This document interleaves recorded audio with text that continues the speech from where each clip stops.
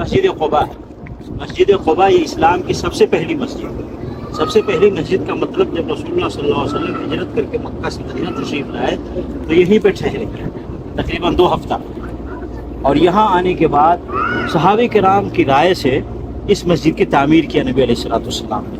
اس کو مسجد قباء کہتے ہیں، اور یہ وہ مسجد ہے کہ جس کے بارے میں نبی صلی اللہ علیہ وسلم نے فرمایا ہے کہ جو مسجد قباء میں نماز پڑھے گا، کوئی نماز، فرض نماز ہو، نفل نماز ہو، اس کو عمرے کا ثواب ملے گا۔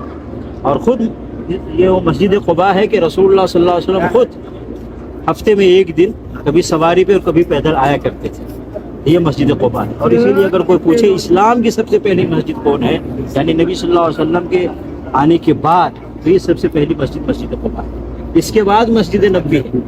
مسجد نبوی سب سے پہلی مسجد نہیں اسلام کی۔ پھر کتنا دن کے بعد وہ بنی؟ پھر اس کے بعد نبی صلی اللہ علیہ وسلم یہاں 2 ہفتہ رہے تقریباً، اور پھر جب یہاں سے وہاں تشریف لے گئے تو وہاں جانے کے بعد پھر رائے مشورہ ہوا، پھر نبی صلی اللہ علیہ وسلم نے ارادہ کیا کہ مسجد کی تعمیر کی جائے۔ تو ایک زمین تھی 2 یتیم بچوں کی، اس زمین کو خریدا، اور خرید کر ابو بکر صدیق رضی اللہ تعالیٰ عنہ نے زمین کا پیسہ ادا کیا، اور پھر وہاں پہ مسجد نبوی کی تعمیر کی۔ لیکن سب سے پہلی مسجد وہ مسجد قباء ہے، اور اس میں نماز کا ثواب عمرے کا ثواب ہے۔ یعنی کوئی آدمی مکہ جا کے عمرہ کرے گا، وہ جو ثواب ہو یہاں کر کے کوئی بھی نماز پڑھ لے، فرض نماز پڑھ لے، نفل نماز پڑھ لے، سنت، تو اس کو عمرے کا ثواب، تو بہت بڑی فضیلت ہے۔ اور نبی علیہ الصلوۃ والسلام ہمیشہ کوشش یہ کرتے تھے کہ جہاں بھی ضرورت ہو اللہ کی عبادت کے لیے مسجد کی تعمیر کی جائے۔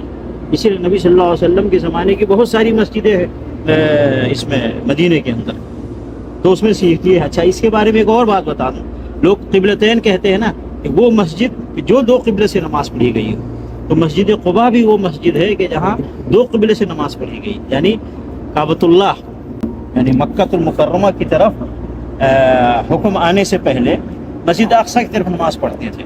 مسجد قباء میں بھی مسجد اقصیٰ کی طرف لوگ نماز پڑھتے تھے۔ جب حکم آ گیا کہ اب مسجد حرام یعنی کعبۃ اللہ کی طرف رخ کرو، تو پھر صحابہ کرام نے اس طرف رخ کر دیا۔ تو گھر کے بھی مسجد قباء ہے جہاں ہم آج کھڑے ہیں، مدینہ الرسول صلی اللہ علیہ وسلم میں۔ اللہ تعالیٰ بار بار یہاں آ کر عبادت کی توفیق عطا فرمائے۔ یعنی مکہ المکرمہ کی طرف حکم آنے سے پہلے مسجد اقصیٰ کی طرف نماز پڑھتے تھے۔ مسجد قباء میں بھی مسجد اقصیٰ کی طرف لوگ نماز پڑھتے تھے۔ جب حکم آ گیا کہ اب مسجد حرام یعنی کعبۃ اللہ کی طرف رخ کرو، تو پھر صحابہ کرام نے اس طرف رخ کر دیا۔ تو گھر کے بھی مسجد قباء ہے جہاں ہم آج کھڑے ہیں، مدینہ الرسول صلی اللہ علیہ وسلم میں۔ اللہ تعالیٰ بار بار یہاں آ کر عبادت کی توفیق عطا فرمائے۔